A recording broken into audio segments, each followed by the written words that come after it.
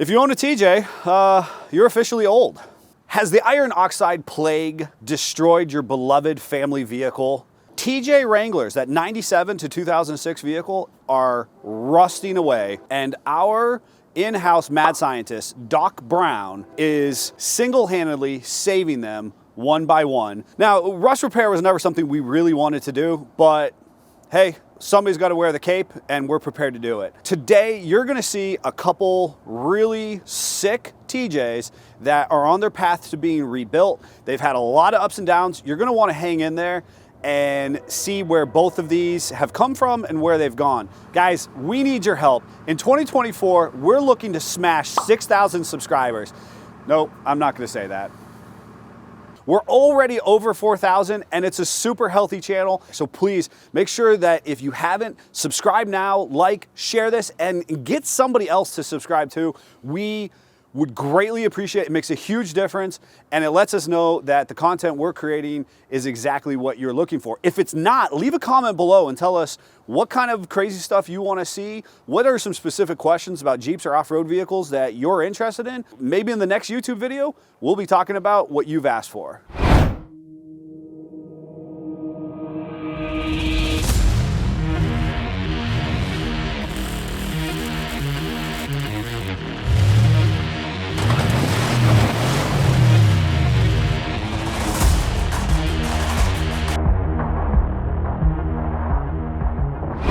You feel like you did pretty good, huh? Except we're maxed out. That's not working. We have to lift it. Can you lift it by yourself? I cannot lift it by myself. There we go, we lifted it. We knew exactly what we were doing the whole time. We're good to go. Hey, did we plug in the trailer lights? Jeff? Trailer? I don't think we plugged anything. We didn't plug in your trailer, that's it. Jeff's running after that. We forgot to plug in the lights anyways. Yeah. That's okay. Look at that fender. Make sure we look at that fender. That guy. That guy did it. That guy. TJ? DJ. I just figured. Savage! He's... You all right there? Oh my God, my fight or flight. I just want to deck him every time. Thank you. Thank you, DJ. I talk a lot about paint and collision, or, you know, paint and body. And I've always said it's something that we as a business don't pretend to do. SFJ 4x4 is not a paint and collision or paint and bodywork business. I believe firmly, and I have since the beginning, that if you're going to do something, do it with excellence. The reality of the situation is we don't have any business painting at this point in our business. We're really good functional Jeep experts. We can make a Jeep run, drive, stop, go, climb, articulate better than anybody else. But I'm not about to do fancy paint jobs. With that said, people want fancy paint jobs. So that means we have to work with reputable painters. And people who can provide the appropriate service at the price point that we're anticipating paying. So we have established a network of paint, body, and collision shops that we are happy to put our name or share our names on builds with. So we're headed to Brad's place, pick up Harely Rose, and drop off a hood that we want to get undercoat, or get the hood of it done on the bottom side. Oh, there's a gentleman. He's feeling daring today. He's, whoa, oh, Kane stopped. Don't worry, we'll take your time. Thank you, sir. Have a nice day. He was feeling strong today. He decided to walk out in front of the truck and trailer.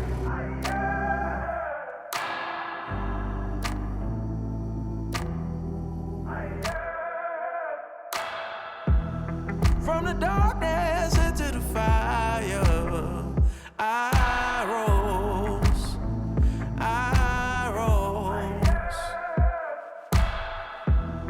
From the concrete. Harley is back for sure, folks. You're gonna wanna follow along. The next 2 to 4 months, it's gonna start to look like a full Jeep. We're gonna get it reassembled. Obviously, we dropped the hood off for a little bit of touch up underneath of it. The driveline is over there. We've got a little more axle work to do. but pretty excited to move forward in this process. And you're going to stay tuned for the Tuesday updates, the podcast, and obviously right here on the YouTube videos. Jeep family, it is December.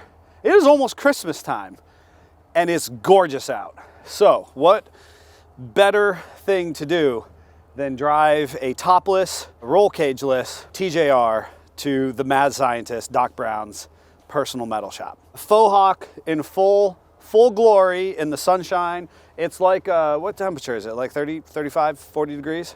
40.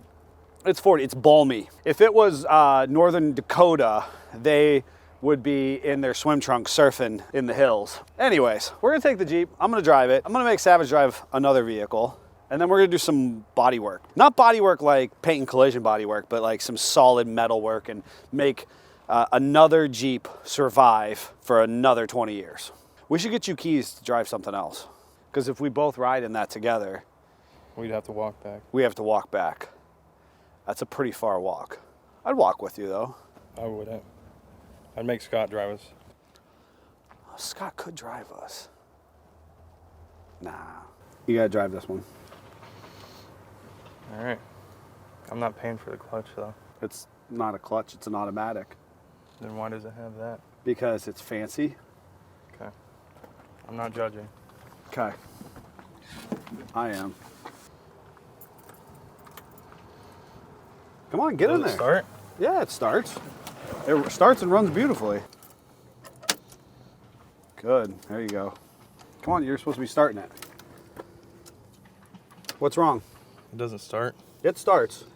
It starts and runs beautifully. You decided to torture him. This is a little stiff. It's stiff. Greg, are you gonna help me? There's an oh, look at that. Greg is so generous. That's all I'm doing now. We should have a timer. Oh, is it the power button on this? You willing to pay me to watch this disaster? Can I press this button? Oh, Oh! Oh, you figured it out. Now how does he shift it? That would be the question. Here, because we do really want to take good care of our customers' vehicles, you put your thumb down, push that down, make sure your foot's on the brake. There you go. like that? Yeah, that's you. All 8 cylinders. Hey, can you see what I can see? That's daylight. That's okay. We're gonna fix that.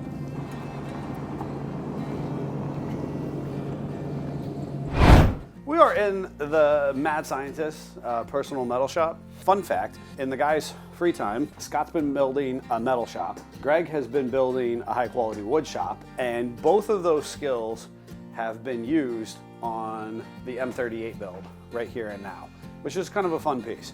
So, you know, the more you know. That doesn't want to come off there very easy. That makes me The sad. doors, they're gonna come off. I'm just gonna will them off right now.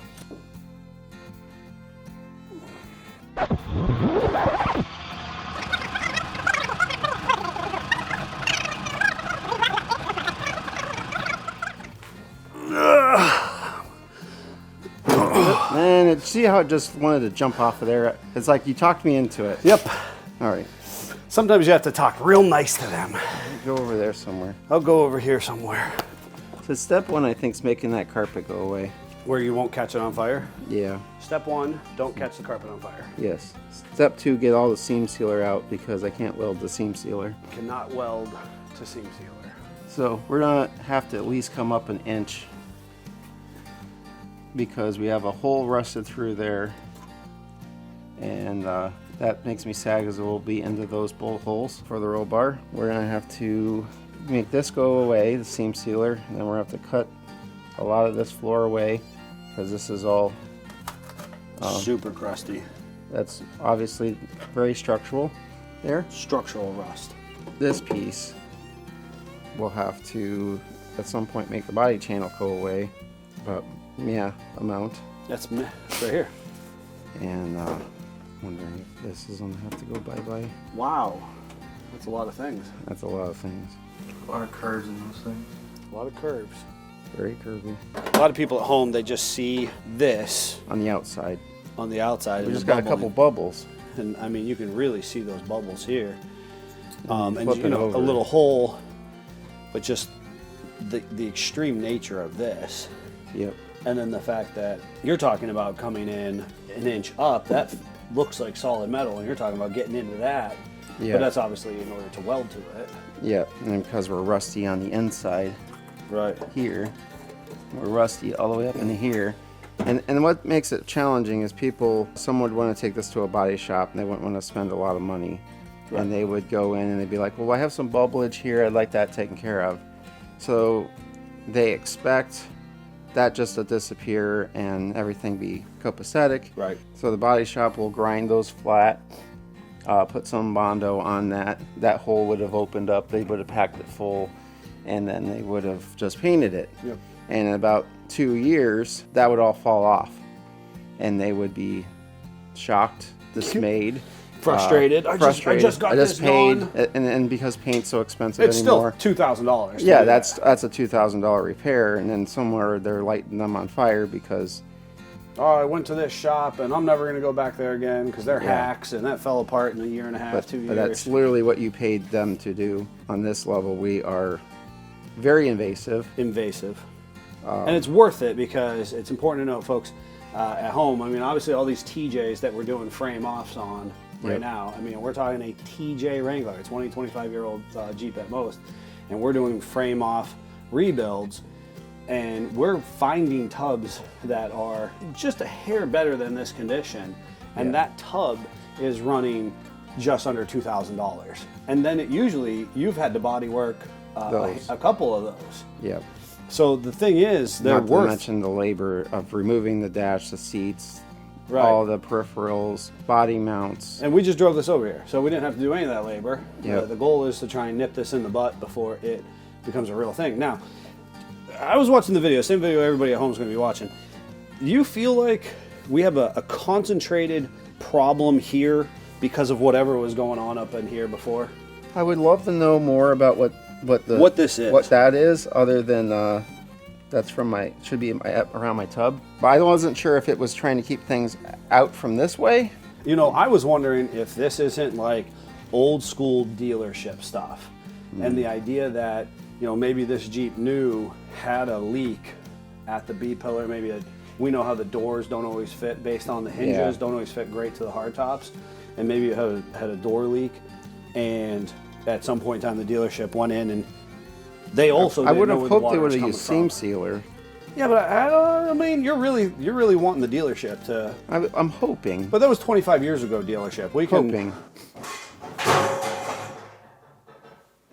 It's fine.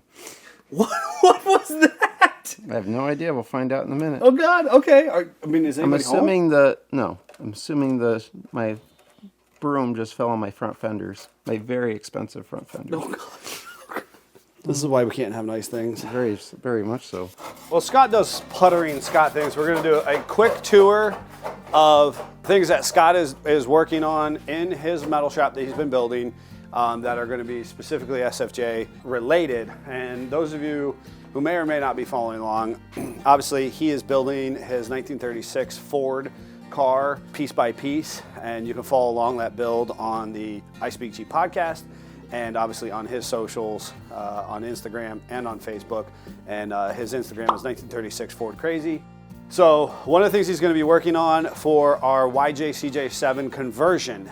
You haven't seen a lot of this coverage yet, but you're going to start to see it on Life and Low Range and a couple of our Tuesday updates and all the other social we put out. We are taking, had them in early, it's got a family bar in it though, doesn't it? It's a 92, I think. It's a 92 YJ that was an Islander at one time. No, Renegade. Renegade. It was a Rennie, not an Islander. Had And all the plastic. had all that plastic fairing and fascia stuff I love. I'd love to find a clean Rennie and add it to my collection. I don't need that right now, but I just still think it's cool. We are taking that. We've already done a bunch of mechanical work to it.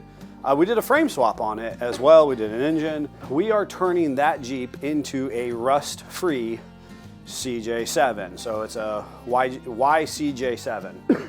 And one of the things we're doing, in wolf color. CJ7 and Wolf's clothing, best of the suspension, fuel injection, HO, HO engine, 4.0 HO. Super sweet. It's gonna be a sweet little driver. This is the Sport Bar. Sport bars are actually becoming harder to come by. So this Sport Bar was part of the purchase with their tub, and it needs a little bit of love. So Scott's going to be doing some work on this. We might even be doing a little bit of a how-to. So for those of you who are into the metal work and wanting to know more about those step-by-step processes, we might be kind of showing you that with this roll bar. Additionally, over here we actually have a CJ7. This is the 20-gallon gas tank skid, and these skids simply don't exist. There's not an aftermarket option, and they're getting further and further, few and far between, to be able to get in the used market in any type of condition. So this will be a metalworking project Scott will be working through. This is a lot like his Ford job. We actually sent this out and let them sandblast it and take it away. These are all holes, not even pinholes, these are big holes. But this is as a template, and we want to take this original piece and put all new metal in there. And eventually that will be a good piece for a CJ owner in the future. In this corner, he has been working on the M38. That particular Jeep is getting ready to go into one of our paint shop network partners. It's beautiful. It's a true restoration. So nut and bolt restoration. Scott's been preserving the original body and the original fenders to the best of our ability. And so he did a little more work on the fender today. He said that's all done. It's ready to go back to the shop. So big shout out to Scott and his family for continuing to build out this aspect of the business and for both personal and professional use. And like I said, you follow along here for all the Jeep related content, and then all the Ford, the Ford goodness. You're going to want to hit him up on his social for that. See what fell. Yeah, let's go see what fell. He doesn't actually want to see what fell. No. We'll look at it. He knew exactly what it was. Back in the day, Scott had a 4-post lift in this side of the building. So if we're doing story time, he had a 4-post lift. It was the Backyard Buddy. It was something that his dad purchased before passing. We had moved it into here, and in order to move it in, we had to do this little catwalk thing to get it into this space. We did that a couple times. In here, and not heated or anything like that, Scott and I hung out right about where his driver's seat is and hunkered like this up in the bottom end of one of my YJ's baby Jeep and did the first official SFJ 4x4 SYE slip yoke eliminator kit. It was quite the adventure. We were cold and we didn't have any good light, and it was just a big old basket case, but we got it done on the lift. And we had a very good experience, and kind of the rest is history, if you will. This is his car, and all the glory under this blanket is a beautiful built, you see a little sneak peek right here, beautiful built flathead V8. And it's the thing about Scott, and I guess us as a whole, we're very patient people. We want it to be right, and so there's a lot of people who would have this beautiful built engine, and they would be screaming this car down the road at this point. And for Scott, he's going to make sure that every body panel is where and how it needs to be. All of his I's are dotted and T's are crossed in the process of building the car. So pretty cool to be in this space and for him to be doing this for us. And obviously our customer base. We're going to go. We got stuff to do.